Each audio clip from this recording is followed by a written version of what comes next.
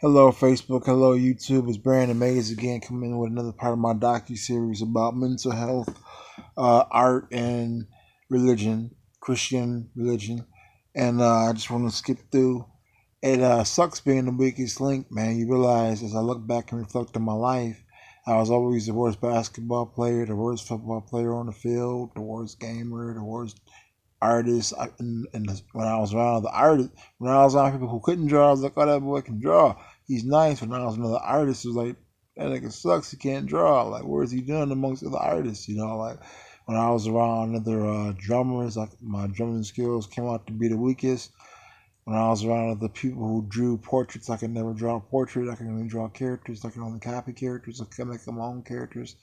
So I realized a lot of weakness and a lot of frailty in my brain and my abilities reflecting. But I didn't realize it coming up. I just was so in love with what I was doing that it didn't matter. I couldn't see that I sucked at it. And then I tried to do other things that made more sense to make money, to establish my economic foundation as a young man. So that by the time I'm 33, I started this adventure when I was about 17, like I said. If by this time I would have had a house and maybe a car, not a house but an apartment and a car. I'll probably get a house, but if in the perfect world, by the time I'm 48, I get a house if I play my cards right and hustle right.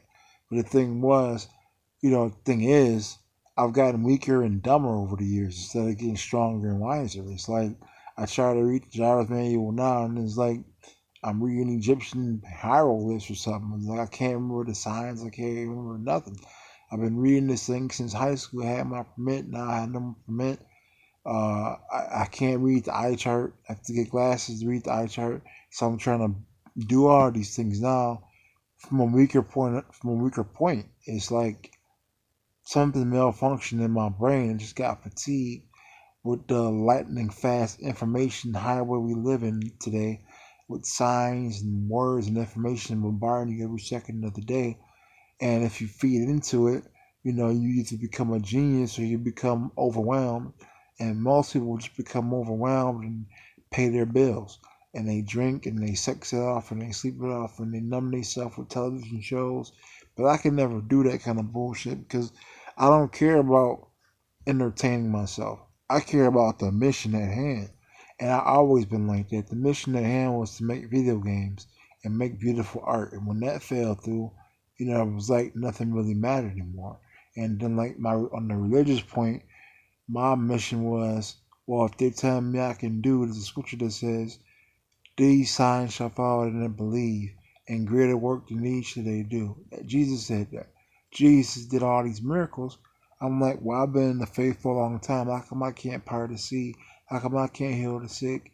How come I can't heal my own disease? I have no power. What's the difference between me and the next man? This religion is just a philosophy. It's the psychology. It's just a science.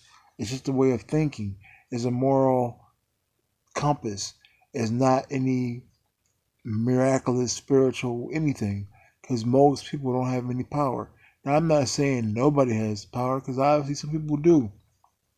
Anytime you can sell at arenas, people want to hear you speak because you can just flow in the spirit, and there's something about that individual that people say I recognize God in an individual. And for one person, it's like T.D. Jakes.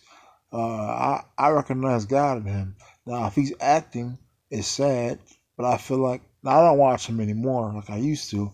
But I used to really watch him a lot, and I'm like, yo, this guy, everything that comes out of his mouth, I can feel it, and it's like he had some experience with God that changed him forever, and he's articulate with his speech, and he's very convincing with his wordplay. So it's like I believed it. Like, man, this is beautiful. But then I realized he's not healing anybody. He's not parting any seas. Like back in the day, Peter's shadow healed the sick. He'll just walk past people and they'll get healed. Jesus, all the things he did. He died and rose back up. Who can do that today? He rose the dead. Who can do that today? Could your preacher do that? Your preacher's still preaching funerals and the person going dead. And then they put him in and bury him in the ground. He's supposed to be able to raise him from the dead and give him another 10 years, 15 years to live, so he can tell his testimony and win another million Christians. That's not happening anymore. They say it's happening in Asia. They say it's happening in Africa. It sure ain't happening in America. I should say maybe it is, but it ain't happening in my church. Never happened. Never seen anything like that in my life. People got sick and died in my church. All that prayer, all them offerings and tithes, all that preach word. People getting sick, leaving sick, coming sick, leaving sick, coming sick, leaving sick, reading their Bible. Then the preacher got nerve telling me I don't got no faith. How you gonna tell me I don't got no faith? I'm coming to church and reading the Bible more than you do probably at home. But I don't got no faith because I still got a broke leg or a mental illness or diabetes or cancer. So this is what I get frustrated about and meditate on all day. I don't think about things that can make me money. That's the problem. That's why I'm always broke. That's why I'm never really broke because I do get SSI and food stamps. But I can't afford no car. I can't afford my own house. I'm living with my mom still. When I was 21, 22, I had my own apartment, 2 jobs, an apartment, and a girlfriend. All I was missing was the car. And the only reason why we didn't have a car is because we wasn't making enough money. But if our jobs paid enough, we would have had a car too. That's another issue I want to talk about. I want to talk about this jacked up job situation we got here in the United States. It's like everybody's talking about getting a job, get a job, get a job, but these jobs don't want to pay you no money, enough money to take care of your family, yourself, to get you on the road. All you can afford to do is buy a cell phone, maybe a new t-shirt, buy you a new t-shirt, you know what I'm saying, and a hat or something, a haircut. That's all you can get, and then you go back to work and slave again. And it's a lot of things wrong with life, and it makes you question God. It makes me question my faith. So now I'm hopping back to the religious piece. So I say, if you say there's one God, and you say He's good, and you say He's all love, and He's also wrath, why is this world the way it is? If there's one God, He's all holy, why is this world the way it is? He rules everything. Why would He allow Satan to rule the world? If you read the Bible carefully, the Bible itself tells you Satan is the God of this world. Satan. So you're telling me a holy God makes you go to Satan, the most evil being ever created according to the Bible, to get your money. You gotta go to Satan to get money. So tell me, have you already received the mark? If you got a job, yes, you have. You gotta give them all your information, and you do whatever they tell you to do. And if you don't, you homeless on the streets talking to yourself, like I was for 3 days. So what I'm telling you is, you get to the point in life where nothing makes sense. You become your own medicine, your own God, your own parent, your own child, your own family, your own friend. It's just you. And that's what I want to explain to people out there going through what I'm going through. Let's talk about the mental illness piece. I have bipolar type 1, which is the most severe bipolar. It's manic, psychosis, anger, depression, happiness. It's all over the place. And then I have schizoaffective disorder on top of that, which is a link between schizophrenia and bipolar. It's hell. It's psychological torture. Everything on television is about you. Sometimes you feel like demons are stalking you. Sometimes you feel like the ancient Egyptian aliens are talking in your head. Sometimes you feel like the FBI is following you. Sometimes there was times where I thought my brothers wanted to kill me, and they had to tell me, bro, we're playing mad. We're not even thinking about you right now. Like, bro, what are you talking about? Have a seat. I'm just telling you the real me.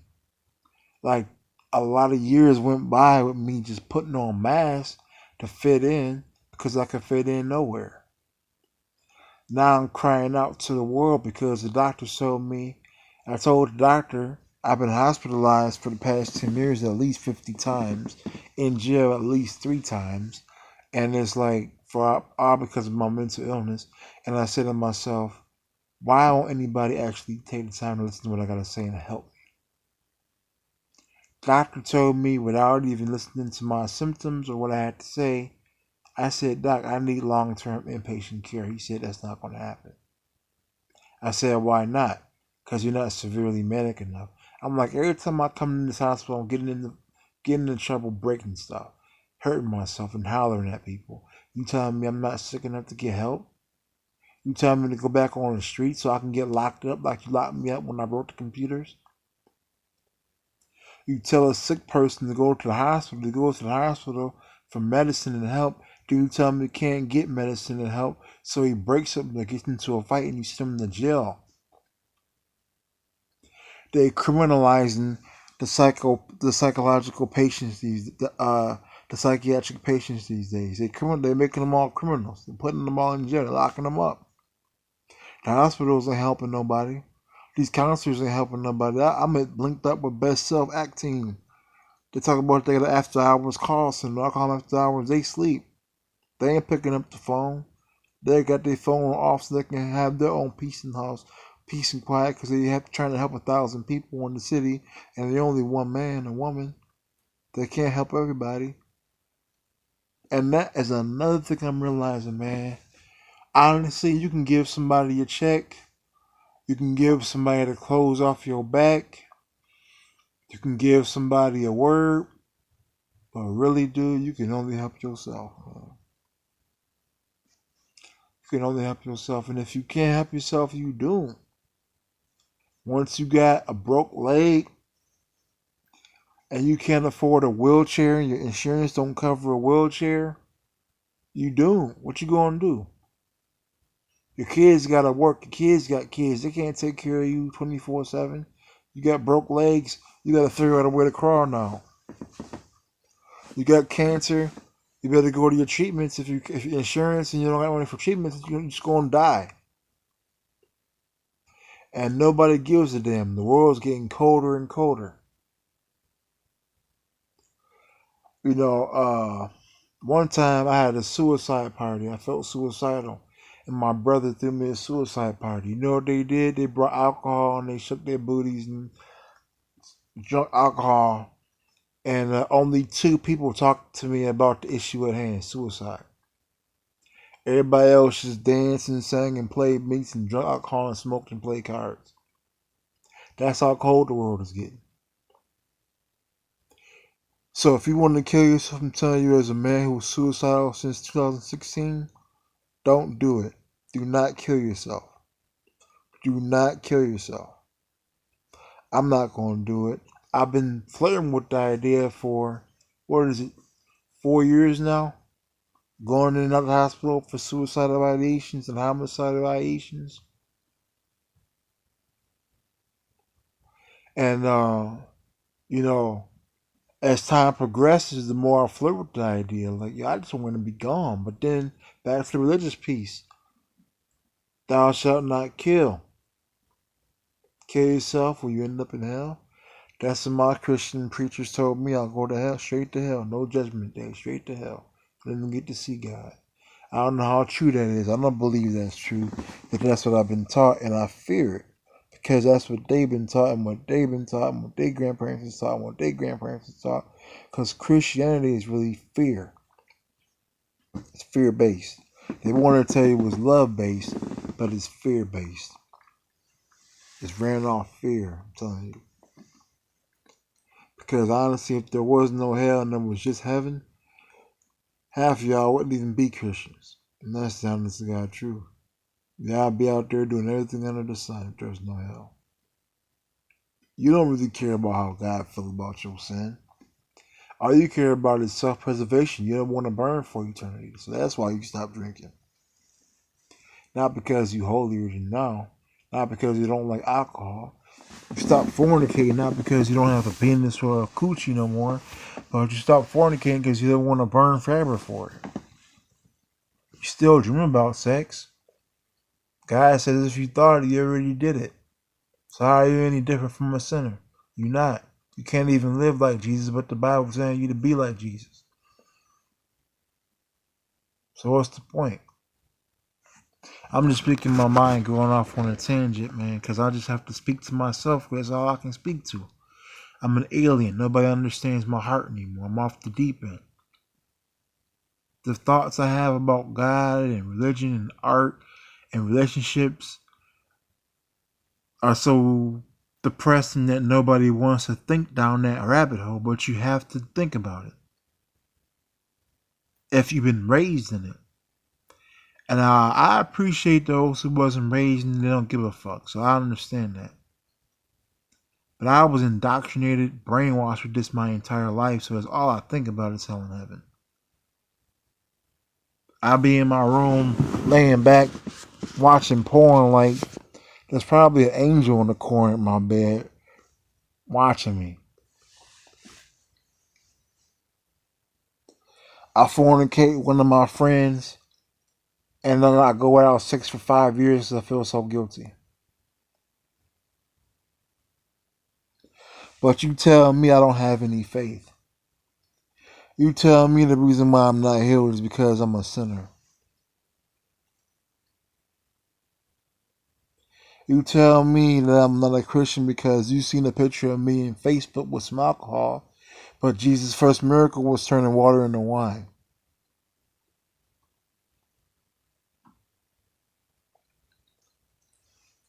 These are the things I think about, and I have nobody to talk about these things with. So I talk to myself and post it online so you can just think about this stuff.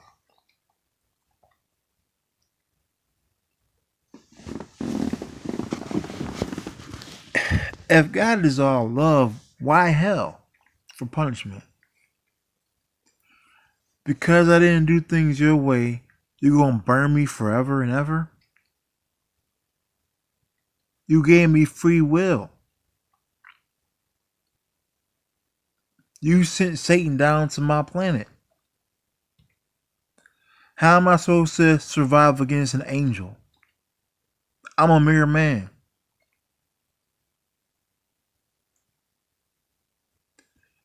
These are things to think about. I think it's an experiment, man. I don't think we love that at all. I think this is nothing but creativity. This is art from God, man. It'd be in God's comic book, man. God's video game. I don't think it has anything to do with love, man. He loves creating, but I don't think it's about love, man. I think it's about creating glory, power. Because we don't get to talk to him. We don't get to see him.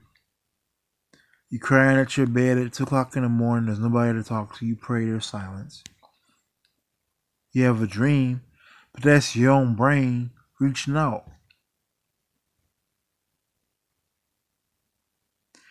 This is coming from somebody who sought God a long time. I'm not coming at you as a person who don't read the Bible for himself. I'm not coming at you as a person who didn't spend weeks and weeks in church and years in church services and different church hopping and going from. I tried at least 12 different churches. It's all business, man. The business of selling hope. It's the most noble business, but it's a business. It's a business. Anytime a pandemic opened up and all the churches closed down, that shows you right there they found one the government. The government is evil. The government is all about the dollar. Government don't give a damn about nobody. They kept the stores open, didn't they? So you can give your money away, but they closed the church down. They closed the libraries down.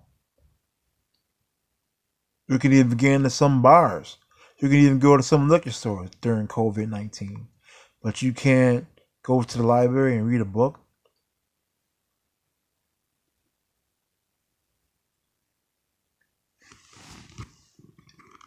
It's a pathetic world we live in, man. Pathetic. Everybody that claim they want to help you just want you to be like them. If you don't have the same point of view, they discard you and call you trash, call you an unbeliever, call you evil, call you a dummy, call you stupid, call you weirdo. You don't fit in with the gangsters. You don't fit in with the thugs. You don't fit in with the deacons or the preachers. You don't fit in with the players. You don't fit in with the smart people. You don't fit in with the talented people. You have no place to go. You don't even fit in with the other mentally ill patients. You're too bright. You're not sick. They told me, Brandon, you're not crazy. How you gonna tell me, the person that's hearing the thoughts I have, and I'm not crazy? If you knew my brain, you would know I'm fucking crazy. There's nowhere for me to go. I tried being homeless. I couldn't survive. It's too cold. Physically and emotionally too cold. You realize how cold people really are. And damn, how cold God really can be.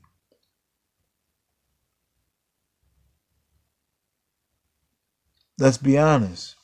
Why won't God talk to you when you cry at 2 o'clock in the morning and you feel suicidal? Why won't he come down and show his glory to you and help you? Why not? You love me, right? That's what everybody telling me, yet I never heard it from you.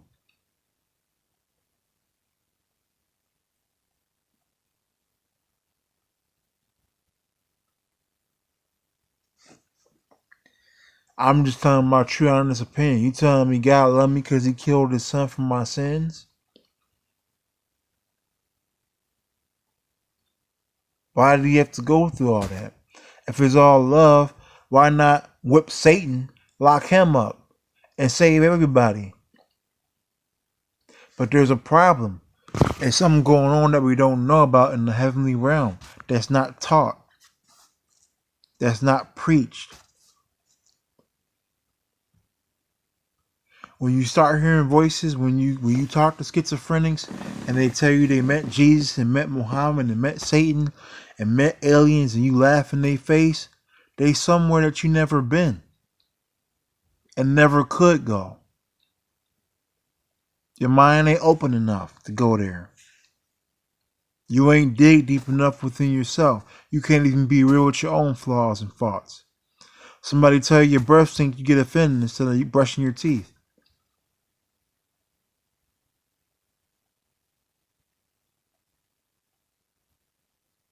It's just the truth, man. Like, there's a lot of things to consider, man. A lot of things go on in life. Everybody just trying to survive. I understand that. Everybody just trying to survive, man. Everything you do is about self-preservation. And about you being holy, or about you being a good, noble person, or about you caring so much about other people. You just trying to have a good life.